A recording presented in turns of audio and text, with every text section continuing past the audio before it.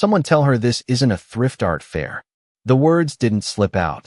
They landed, loud enough to bend the room's attention, sharp enough to draw quiet laughter from a circle of champagne glasses and polished shoes.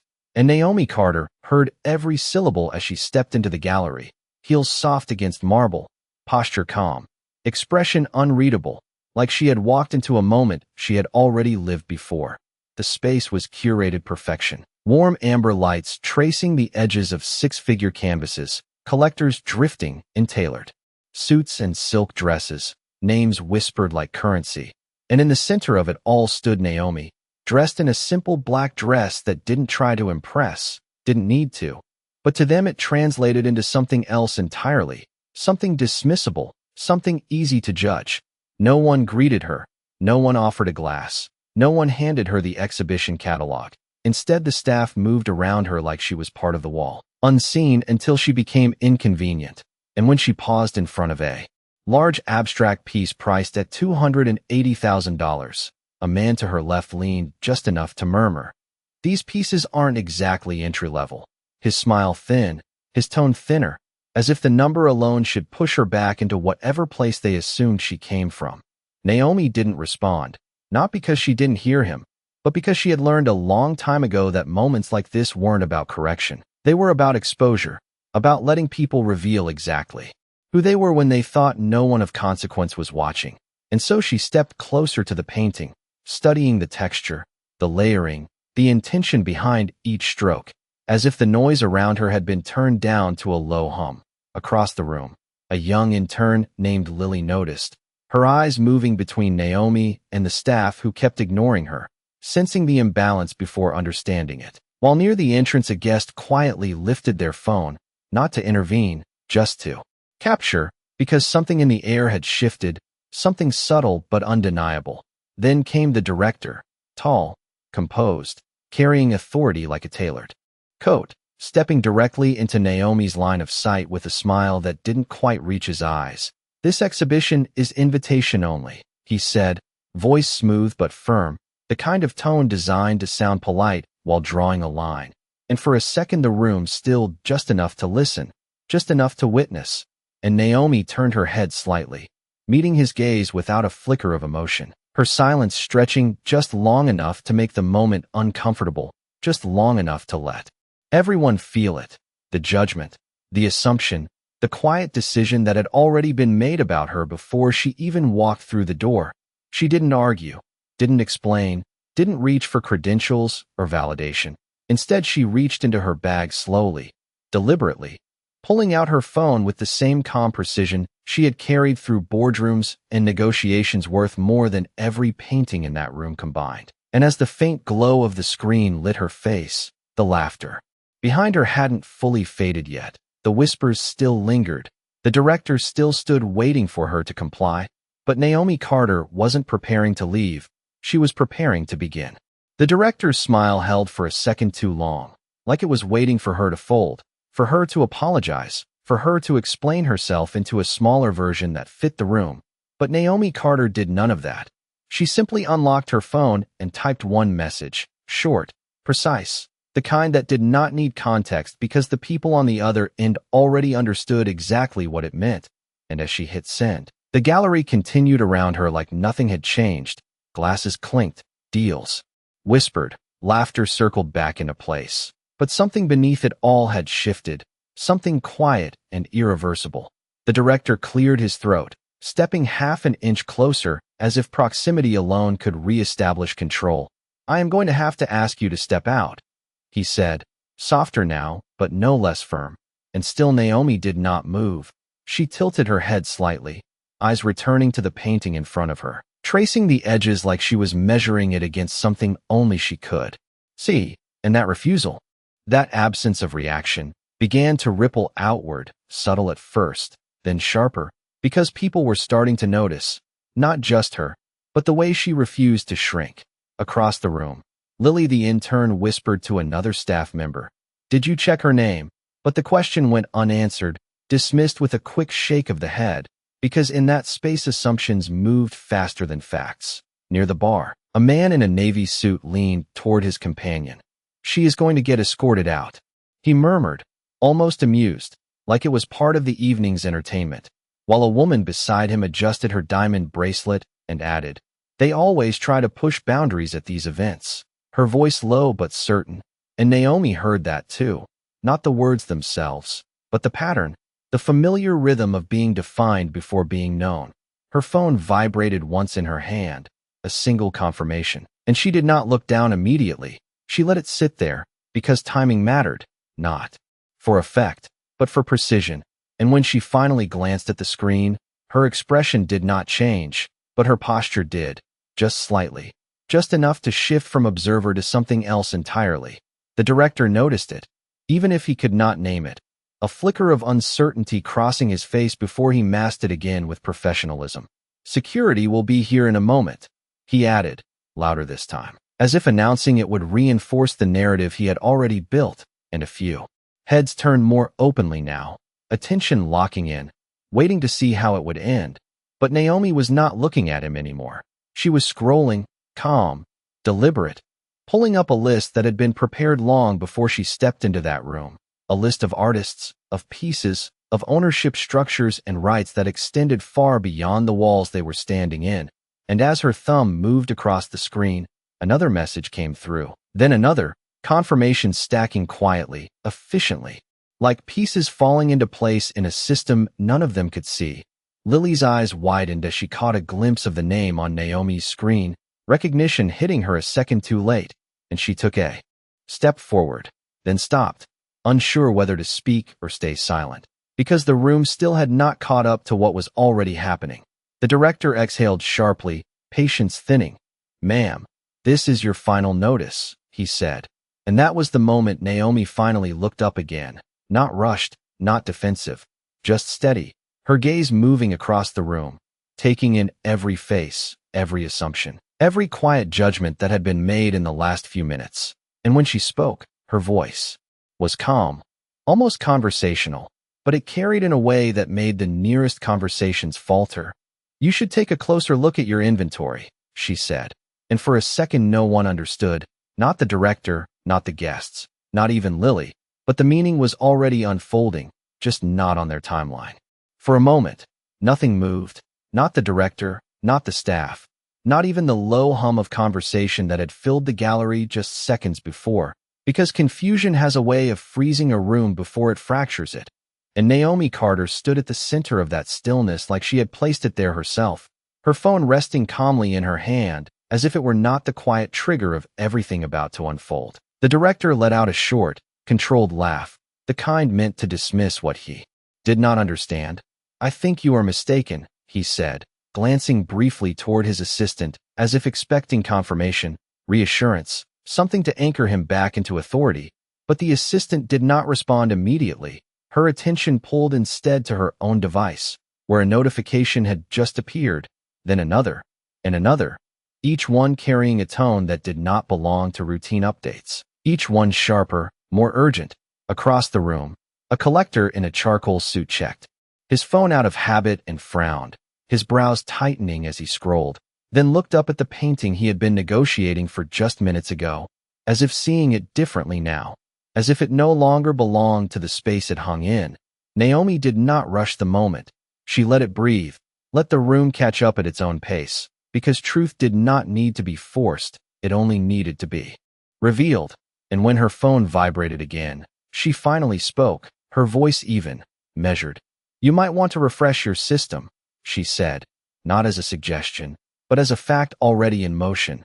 The director's smile faltered, just slightly, his hand moving toward his tablet with a hesitation he could not hide fast enough. And as he tapped through the inventory list, the shift began, small at first, almost invisible. A single red mark next to a painting that had been available moments ago, then another, then a cascade of updates rolling down the screen like something breaking through a dam.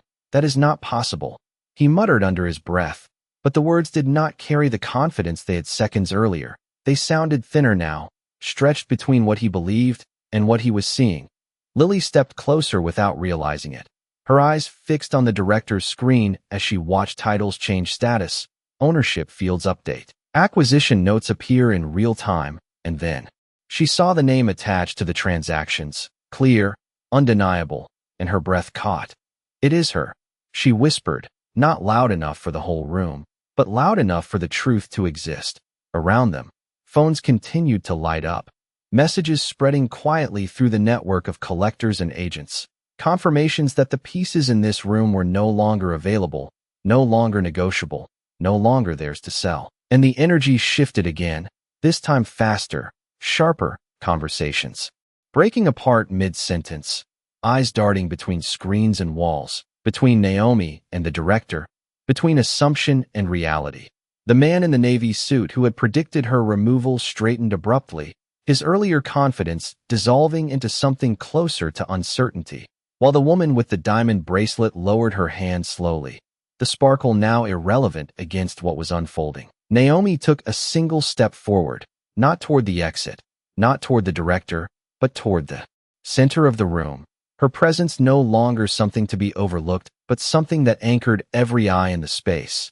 And when she spoke again, she did not raise her voice, she did not need to, because the room had already quieted itself for her. "You built this entire evening around access," she said, her gaze steady, moving from one face to another. "Around who gets to belong." And she paused just long enough for the weight of that idea to settle, for them to recognize it in themselves, before finishing. "But you never stopped to ask who you were excluding." And this time, no one laughed, no one whispered, because the answer was already standing in front of them, and it was rewriting everything they thought they understood. The silence did not break all at once, it fractured, piece by piece, as reality caught up with perception, and the director stood frozen with the tablet still in his hand, scrolling again as if repetition might change the outcome. But the red marks remained, multiplying, each one a quiet confirmation that control had already slipped beyond his reach. "There has to be an error," he said, louder now, not to Naomi, but to the room, to himself, to anyone who might still believe this was temporary, reversible, manageable. But no one answered him, because their attention had shifted entirely, away from the authority they trusted and toward the woman they had dismissed. Naomi Carter watched without urgency, her expression unchanged, her posture steady, as if she had already moved past the moment they were still trying to process. And in a way she had, because for her this was not sudden. It was the result of decisions made long before she ever stepped into that gallery, decisions built on patience, precision, and a clear understanding of how quickly perception could collapse when confronted with truth. Lily took another step forward, no longer hesitating, her voice quiet but firm as she spoke to the director. "The ownership records are updating in real time," she said, her eyes still fixed on the screen. "The transfers are confirmed," and the words landed heavier than anything said before, because they were not speculation, not opinion, but fact. Across the room, the collectors, who had once filled the space with confidence, now stood uncertain, checking their phones again, refreshing emails, reading the same confirmations that stripped away their assumptions one line at a time. And the man in the charcoal suit who had been negotiating earlier shook his head slowly, not in denial, but in recognition, as if he understood exactly what kind of move this was, exactly what level of access it required, and exactly who could execute it. Naomi shifted her gaze toward him briefly, acknowledging that recognition without needing to say a word, because in rooms like this, power was not always spoken, it was understood. The director lowered the tablet slightly, his shoulders no longer squared with authority but weighed down by something else, something closer to realization. And when he looked back at Naomi, the certainty in his expression had been replaced by something more cautious, more careful. "Who are you?" he asked, not as a challenge, but as a question he should have asked at the beginning. Naomi held his gaze for a moment, not answering immediately, letting the weight of that question sit in the air, letting him feel the cost of asking it too late. And then she stepped forward, closing the distance between them by just a few feet, enough to make the moment personal, enough to make it undeniable.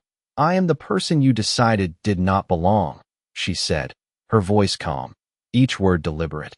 "And now I am the person who owns everything you thought you could sell tonight." And the clarity of that statement moved through the room like a shift in gravity, pulling every eye, every thought, every assumption into alignment with a reality none of them had anticipated. The director opened his mouth as if to respond, but nothing came out, because there was nothing left to argue, nothing left to correct, only consequences unfolding in real time. And Naomi did not need to raise her voice, did not need to repeat herself, because the system had already spoken for her. The transactions had already been completed. The ownership had already changed hands. She turned slightly, her gaze sweeping across the gallery one more time, not with judgment, not with anger, but with something quieter, something more final. And in that moment the room understood that this was not just about the paintings, it was about the line they had drawn. The line they thought they controlled, and how easily it had been erased. Naomi slipped her phone back into her bag with the same calm precision she had carried from the beginning, her presence no longer questioned, no longer ignored. And as the reality settled fully into the room, one thing became undeniable. The evening they had curated so carefully no longer belonged to them. It belonged to her. The room did not return to normal. It could not, because normal had just been exposed as fragile, as conditional, as something that only worked when everyone agreed to the same illusion. And now that illusion was gone, replaced by a silence that felt heavier than the music that had been playing minutes before, the director stepped back without realizing it. A subtle shift, but enough to show that the space he once controlled no longer responded to him the same way. And around him the staff exchanged uncertain glances, waiting for instruction that did not come, because there was no protocol for losing an entire collection in real time, no training for watching authority dissolve in front of an audience that was no longer on your side.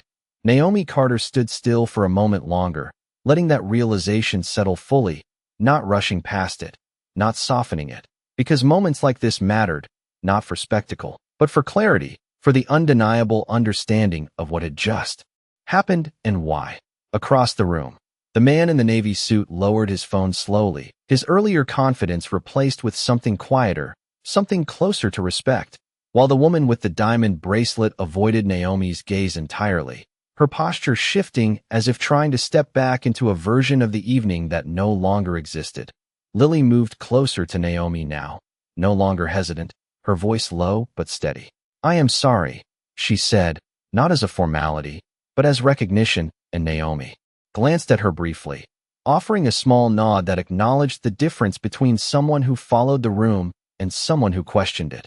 Near the entrance, a staff member who had earlier ignored Naomi now stood frozen with a tray of untouched champagne, unsure whether to step forward or remain. Invisible, caught between old assumptions and new reality. And that hesitation said more than any apology could. The director finally found his voice again, but it came out measured, careful, stripped of the authority it once carried. "Ms. Carter," he said, the name now clear, now undeniable. "Perhaps we can discuss this privately." And the shift in tone was immediate. The same voice that had drawn a line moments ago now trying to redraw it, to contain what had already expanded beyond his reach. Naomi turned toward him slowly, not dismissive, not angry, just precise. "There is nothing to discuss," she replied, her voice even. "You made your position clear the moment I walked in." And she let that sentence sit, not as an accusation, but as a record, something that could not be rewritten by a change in tone. The director opened his mouth again, searching for a response that could restore something, anything. But the room was no longer listening to him. It was watching her, waiting for what she would do next, because the power in the space had shifted completely, not loudly, not dramatically, but undeniably. Naomi reached into her bag once more, not for her phone this time, but for a slim envelope, placing it gently on the nearest display table, the motion calm, deliberate, drawing every eye without demanding attention.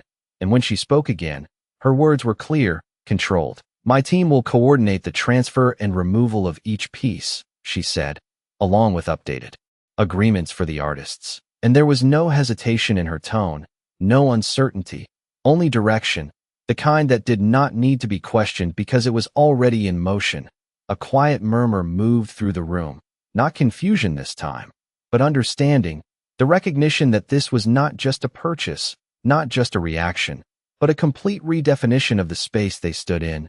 Naomi stepped back, giving the room a final glance, not searching for approval, not expecting acknowledgement, just observing the aftermath of a moment that had revealed more than it had hidden. And as she turned toward the exit, her steps steady, unhurried, one truth settled into every corner of that gallery. The night had not been disrupted by her presence. It had been defined by it. Naomi Carter did not rush toward the exit. She moved with the same measured pace she had carried from the moment she entered. But now every step meant something different. Now the room parted without being asked. Conversations lowered without being told. And the same eyes that once dismissed her now followed her with a quiet intensity, trying to reconcile what they had just witnessed with what they had believed only minutes ago. Behind her, the gallery was no longer a place of control, but a place of reaction. Staff scrambling to refresh systems that had already updated, assistants whispering into headsets that no longer held authority, and the director stood still for a second longer before turning sharply to his team, issuing instructions that sounded more like questions than commands, because certainty had left him, replaced by the urgent need to catch up to something that had already moved ahead. Lily remained near the center of the room, watching Naomi's back as she walked away, and for the first time that night, she understood that power did not always announce itself. Sometimes it entered quietly, observed everything, and then chose the exact moment to act. And that realization stayed with her as she glanced at the envelope Naomi had left behind, still resting on the display table like a final statement. Across the room, the collectors began to shift, not toward the artwork, but toward their phones, toward the implications, toward the sudden understanding that the value in this room had just been redefined, and the man in the charcoal suit let out a slow breath, almost impressed, as he said to no one in particular, "That was not a purchase," and he paused, searching for the right word. "That was control," and no one disagreed.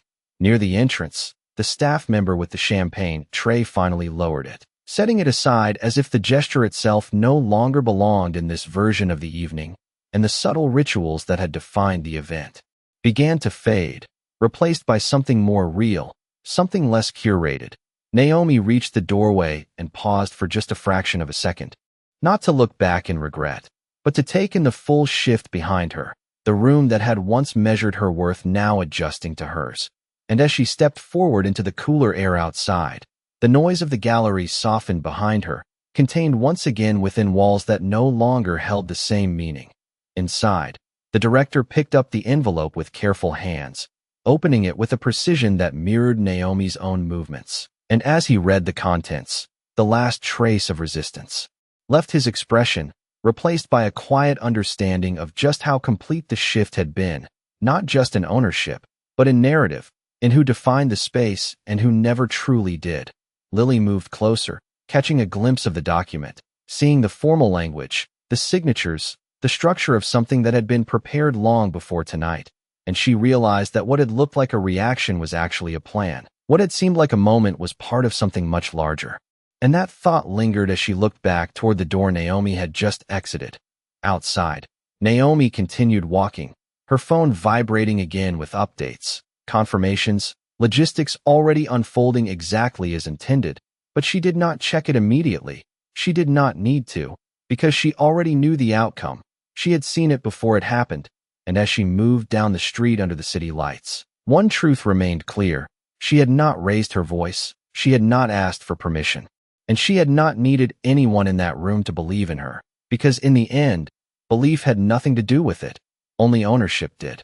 The city air felt different from the gallery, cooler, quieter, more honest, and Naomi Carter walked through it without slowing down, her heels striking the pavement with a rhythm that matched the steady clarity in her mind, while behind her the glass doors of the gallery reflected a version of the night that no longer existed, a version where she had been overlooked, underestimated, dismissed.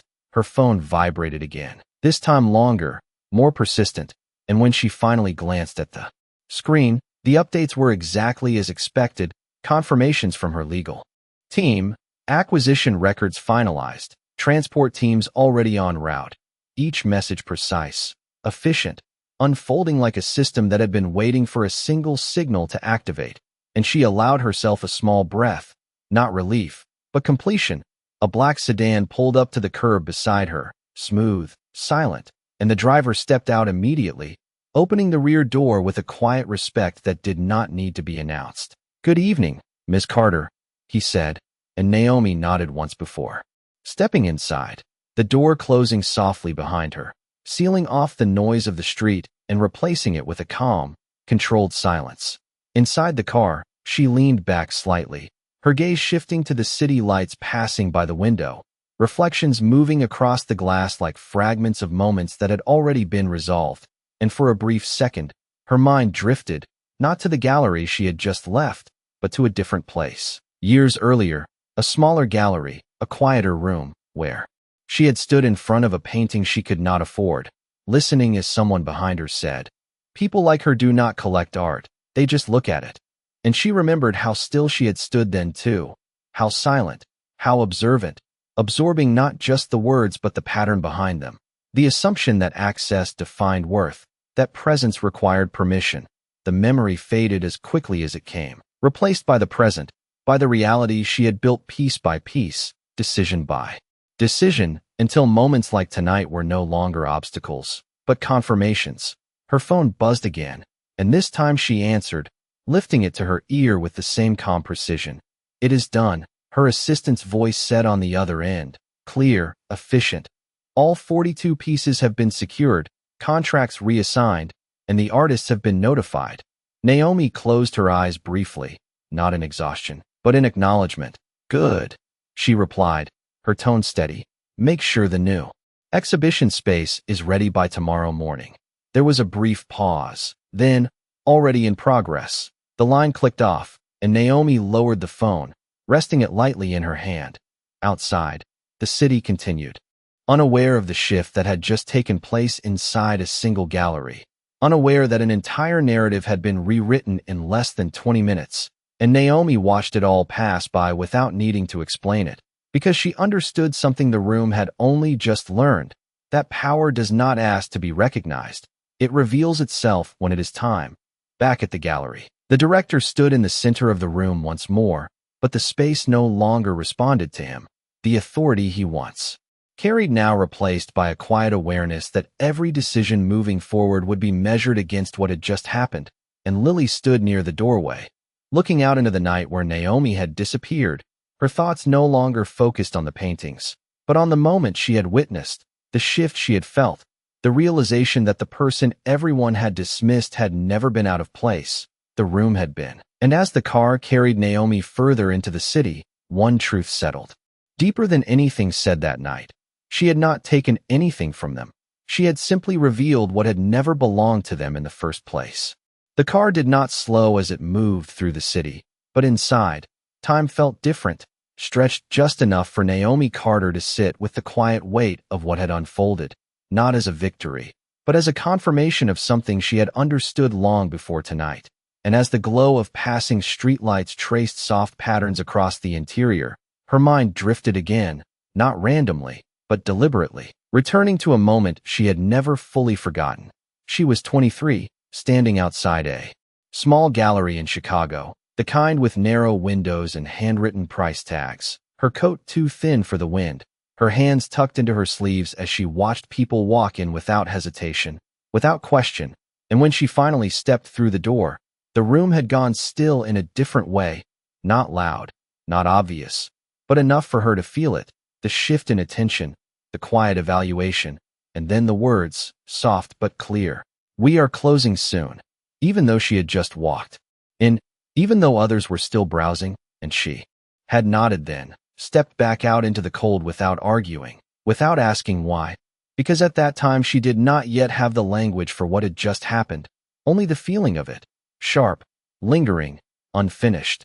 The memory held for a second longer before dissolving into the present, into the steady hum of the car, into the reality that she was no longer standing outside any door waiting to be let in. She was deciding which doors remained open and which ones did not, and that shift, that quiet transformation, had not happened in a single moment. It had been built over years of choosing not to forget, of turning every assumption into strategy, every dismissal into direction. Her phone vibrated again, pulling her back, and this time it was a message from her legal team, a detailed breakdown of the transfers already registered across multiple systems. Confirmations from artists who had accepted the new terms, some with gratitude, some with surprise, but all acknowledging the same thing, that ownership had changed, and with it, the future of their work. Naomi read through it carefully, not because she doubted it, but because precision mattered.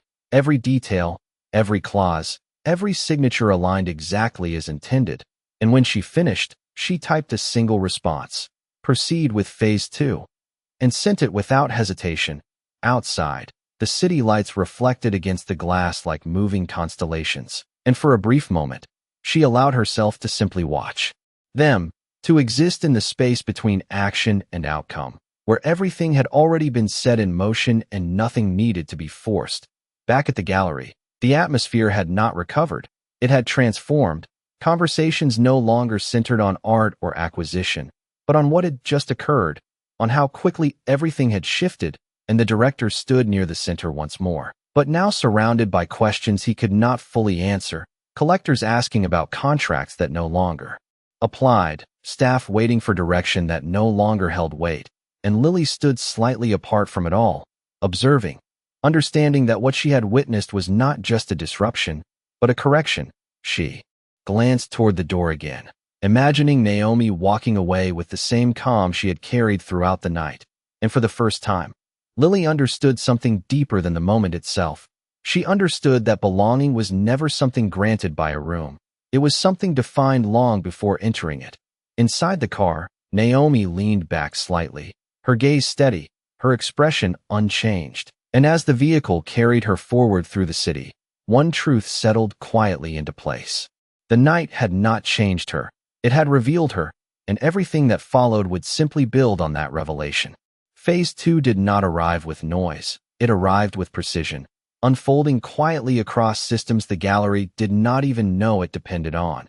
And as Naomi Carter's car moved deeper into the city, her phone lit up again with a new series of confirmations, not about ownership this time, but about control, about placement, about where each piece would go next, and who would be invited to see it.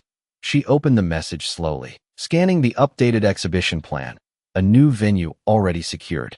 Downtown, twice the size, 3 times the visibility, with a guest list curated not by assumption, but by intention. And as her eyes moved across the details, there was no urgency in her expression, only alignment, because this was not a reaction. It was an expansion. Back at the gallery, the shift was becoming impossible to contain.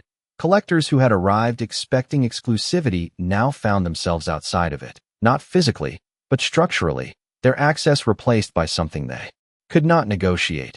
And the director stood at the center of it all, no longer issuing instructions, but answering questions, his voice measured, careful, trying to maintain a sense of order that had already slipped beyond reach.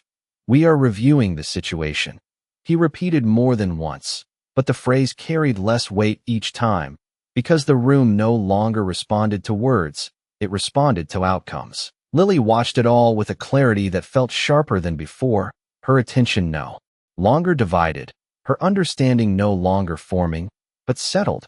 And when a senior staff member asked her to assist with damage control, she hesitated for just a second before responding, not out of defiance, but out of recognition that what had happened could not be undone by presentation or tone. Across the room, the man in the charcoal suit checked his phone again, this time reading a formal invitation that had just arrived, an exclusive preview for a private exhibition featuring the same collection, but under a different name, a different structure, a different owner. And as he read the sender line, he gave a small, almost impressed nod, because he understood exactly what it meant, not just financially, but strategically. Inside the car, Naomi shifted her gaze back to the window, the city now quieter, the streets less crowded, and she allowed herself a brief pause, not to reflect on what had gone wrong for the gallery, but on what had gone right in execution, because every step, every timing, every silence had mattered, not for effect, but for outcome. Her phone rang once more, and she answered without hesitation. "The venue is confirmed," her assistant said. "Press has started picking up the story, and several collectors are already requesting access." Naomi listened without interruption, then replied calmly, "Approve selective access only, and prioritize the artists." There was a brief pause. Then, understood, and the line ended, back inside the gallery. The director finally looked toward the door again, as if expecting Naomi to return, as if hoping for a second chance to respond differently.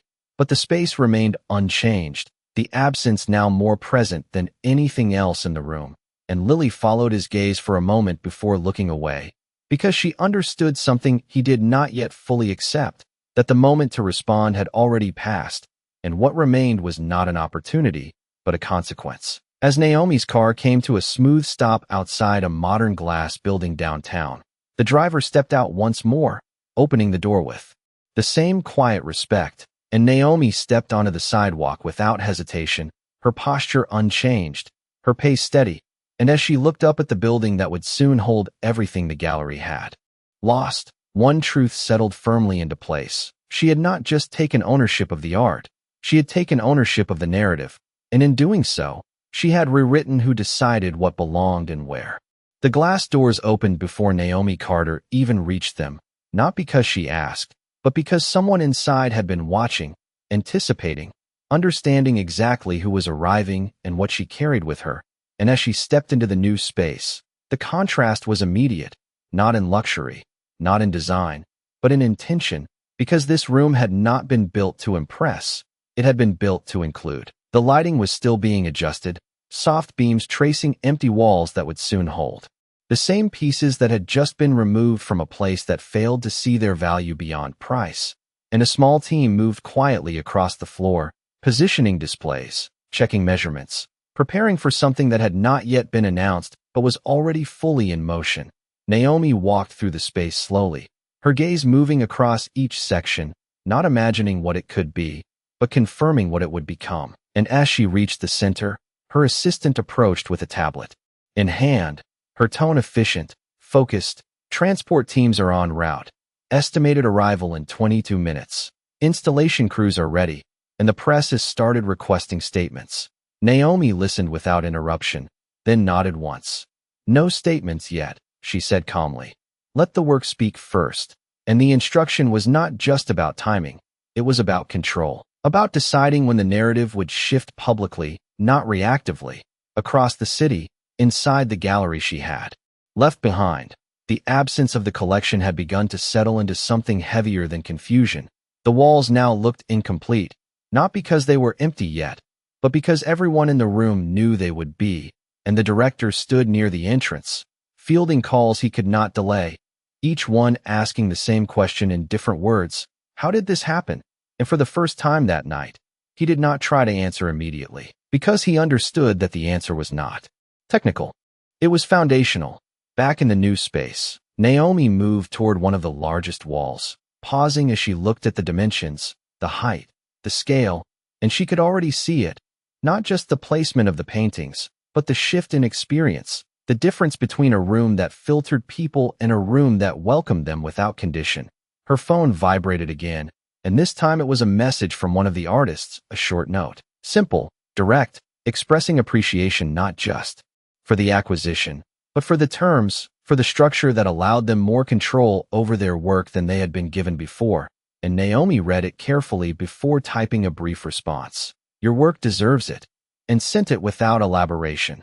The assistant stepped closer again, lowering her voice slightly. Some of the collectors from earlier are requesting access to this new exhibition, she said. And Naomi's expression remained unchanged as she replied. They can request, she said, pausing just long enough to make the distinction clear. But they will not define it. And that single sentence carried more weight than any announcement could have.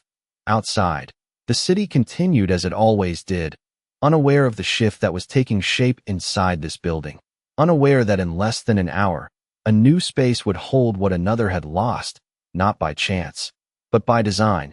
Naomi took one final look around the room, her posture steady, her presence quiet but absolute, and as the first transport notification came through confirming arrival, one truth became undeniable. She had not just moved the art, she had moved the center of power itself, and everything that followed would now orbit around it. The first transport truck arrived without fanfare, no flashing lights, no announcement, just a quiet precision that matched everything Naomi Carter had set in motion. And as the doors at the back of the building opened, the team moved immediately, not rushed, not chaotic, but synchronized, each crate handled with care, each movement deliberate, because what they were carrying was no longer just artwork, it was a shift in ownership. In control, in narrative, Naomi stood just off to the side, not directing with raised voice or visible urgency, but observing, confirming, adjusting with small gestures and quieter words, the kind that did not need to be repeated to be understood. And as the first crate was opened, the room seemed to hold its breath for a second, the painting inside revealed under soft light, no longer part of a curated exclusivity, but part of something intentionally redefined. Her assistant stepped beside her again, tablet in hand, voice steady. Installation sequence is aligned with your layout. We can have the full collection in place within 90 minutes. Naomi nodded once, her gaze still on the piece being mounted. Start with the center wall, she said, her tone even. Set the standard before the rest follows. And the instruction moved through the team instantly, reshaping the flow of movement across the room, across the city. The gallery she had left behind had grown quieter, not because the crowd had left, but because the energy had changed. Conversations now slower, more cautious, the absence of certainty replacing the earlier confidence. And the director stood near the main display area, looking at the walls that would soon be empty, understanding now that the loss was not just physical, it was reputational, structural, something that would follow beyond this night. Back in the new space, the second and third crates were opened, each piece revealed, documented, positioned with a care that felt different from the gallery's earlier display, not because of the art itself, but because of the intention behind it. And Naomi moved closer this time, stopping in front of a large canvas as it was secured into place, her eyes scanning the alignment, the lighting, the spacing, not searching for perfection, but ensuring clarity, ensuring that nothing about this presentation would rely on assumption or exclusion. Her phone vibrated again, and when she checked it, the message was simple, a notification that the first group of invited guests had confirmed attendance for the private preview, a list that looked nothing like the one from earlier that evening, diverse, intentional, reflective of something broader than status, and she allowed herself a brief pause, not to celebrate, but to acknowledge that this was the part that mattered most, not just ownership, but access, not just control, but redistribution.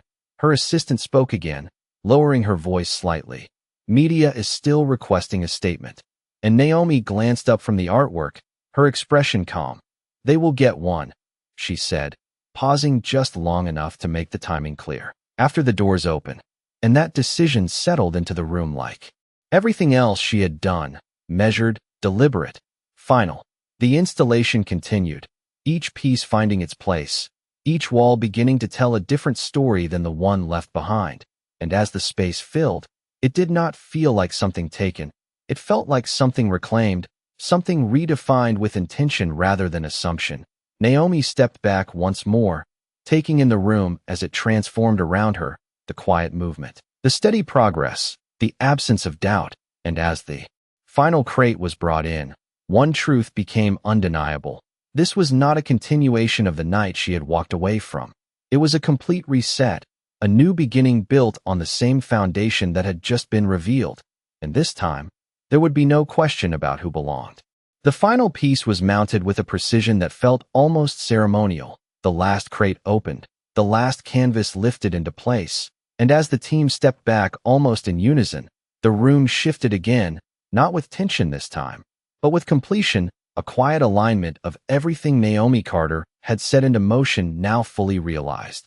The lighting adjusted automatically, soft beams settling across each work in a way that did not isolate but connected them. And for the first time that night, the space felt whole, not curated to impress, but arranged to be understood, and Naomi stood at the center of it, not as a guest, not as an observer, but as the one who defined what the room would become. Her assistant approached with a final update, voice steady but carrying a trace of anticipation. The guest list is confirmed, first arrivals in 10 minutes.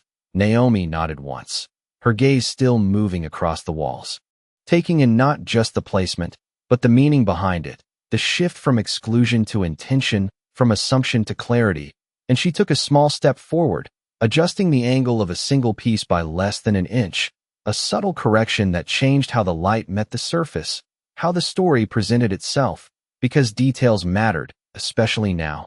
Outside, the entrance began to gather movement, cars arriving, doors opening, voices low but curious, a different kind of crowd forming, not drawn by status, but by something they had already begun to hear about, something that had moved through the city faster than any formal announcement could contain. Back across town, the original gallery stood in a strange stillness, the walls now visibly incomplete, not yet empty, but already lacking, and the director stood near the center once more, holding his tablet without scrolling, without speaking, as if the act of doing so would only confirm what he already knew. And Lily stood nearby, her posture quiet but firm, no longer unsure, no longer observing from the edge, but understanding fully that what had happened was not an accident. It was a consequence. Inside the new space, Naomi turned toward the entrance as the first guests stepped inside, their expressions shifting almost immediately, not because of spectacle, but because of presence, because the room spoke before anyone else did. The arrangement, the openness, the absence of barriers that had defined the earlier space. And conversations began not in whispers, but in recognition, in curiosity, in engagement that did not require permission. Naomi moved forward to greet them, her demeanor unchanged, calm, composed, but now fully visible, fully acknowledged. And as more people entered, the energy built steadily, not chaotic, not overwhelming, but grounded, intentional, and her assistant leaned in once more. "Media is here," she said quietly, and Naomi gave a small nod before stepping toward the center of the room, turning just enough to face both the guests and the cameras that had begun to gather. She did not raise her voice, she did not perform, she simply spoke, clear and measured.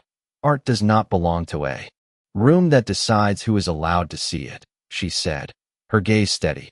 "It belongs wherever it can be experienced without judgment." And the words did not echo loudly, but they settled deeply, carried by the space itself, reinforced by everything around her. She paused for just a second, letting the room absorb it, then added, "Tonight was not about taking anything," her tone unchanged. It was about placing it where it should have been all along. And as the cameras continued to record, as the guests continued to move through the space, one truth became undeniable to everyone present. This was not just a new exhibition.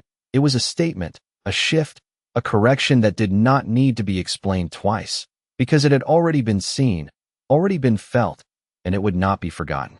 The room did not erupt into applause. It did not need to, because what filled the space was something steadier, something deeper, a quiet understanding that settled into every corner of the gallery as guests moved from piece to piece, no longer asking who was allowed to be there, no longer measuring themselves against the room, but simply experiencing it. And Naomi Carter stood slightly to the side now, no longer the center of attention by force, but by presence, the kind that did not fade when eyes looked away. Conversations formed naturally, not in hushed tones of exclusivity, but in open exchanges, people pointing out details, sharing interpretations, engaging with the art without hesitation, without the invisible barriers that had defined the earlier space. And Lily, who had quietly arrived among the first invited guests, walked slowly through the room, taking it all in, recognizing the same pieces she had seen hours ago, but feeling them differently now, because context had changed, because access had changed, because the person who owned the room had changed everything without raising her voice. Near the entrance, a reporter lowered her camera slightly after capturing Naomi's statement, turning to a colleague and whispering, "This is bigger than a gallery." And the colleague nodded, not needing further explanation, because the shift was visible, tangible, something that extended beyond the walls they stood in. Naomi's assistant approached once more, her tone softer now, less urgent.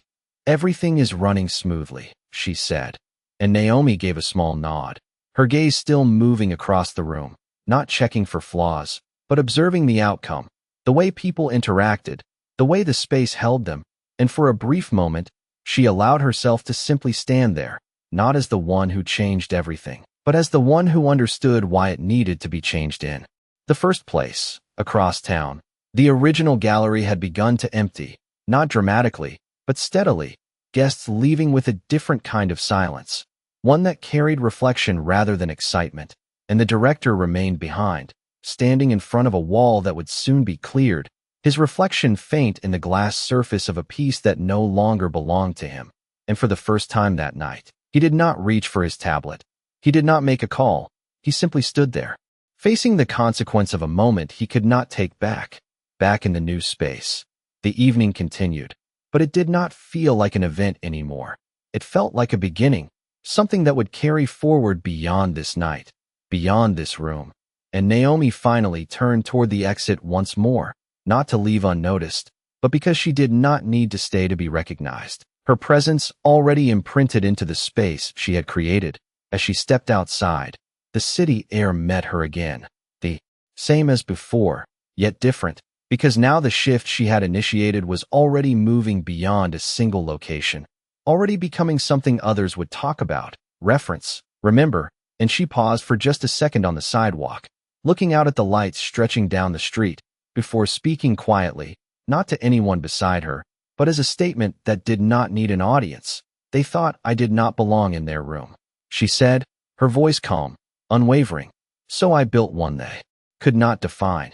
And with that, she continued forward, her steps steady, her direction clear, leaving behind not just a gallery, but a new standard, one that did not ask who was allowed to enter, only what they were ready to see.